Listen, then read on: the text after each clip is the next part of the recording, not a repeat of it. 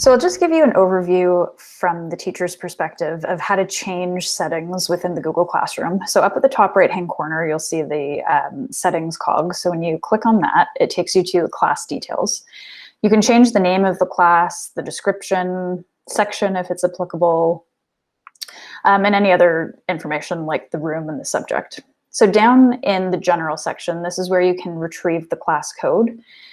This is also where you can change the setting details for the stream. So right now I have it set that students can both post on the stream and they can comment, either me or other students. So you can change this so that students can only comment and not create new posts, or it could be quite restrictive where only the teacher can post or comment in the stream. The class work on the stream can also be changed. So right now, the attachments and the details can all be seen right from the stream page, but you can choose to condense the notifications or to hide them completely. This is also where you can see your Google Meet link in case you need to copy and paste it again. And I have it set to visible to students. However, you can change this to turn it off if you'd prefer. And then this is also where you can change anything for your grades. So the calculations, the categories, and I'm gonna hit save.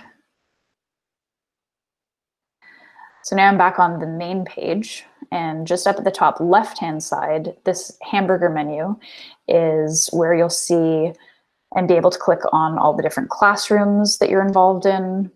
You'll also be able to view calendar. So if, for example, you have some assignments that have a due date attached to them, when it's being created, it'll appear in your calendar if a due date has been associated with the assignment. And then finally, if you've got tasks or assignments, work that you've assigned to students, that'll all appear in your to-do list. This will be able to be seen by students, and they can go through it and make sure that they're on top of everything that's upcoming for your class. We're looking at the student view now. And as we're going to go back into the same option, the hamburger or the 3 lines on your top left, clicking on that, I can choose the top option to see all of my classes. So right now I'm only enrolled in one. Should there be other classes I'm enrolled in, then I would see them as different boxes. Clicking back here, I can go into my calendar. And I can scroll through, and any due dates for any assignment or tasks would appear here and go into this calendar. So I do have an assignment on the 11th. And if I wanted to see any more detail, I could actually click in there and go in and look at the details of that assignment. So very good for helping students with time management.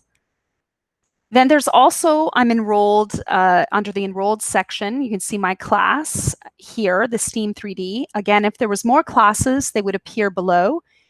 And then there's also the to-do.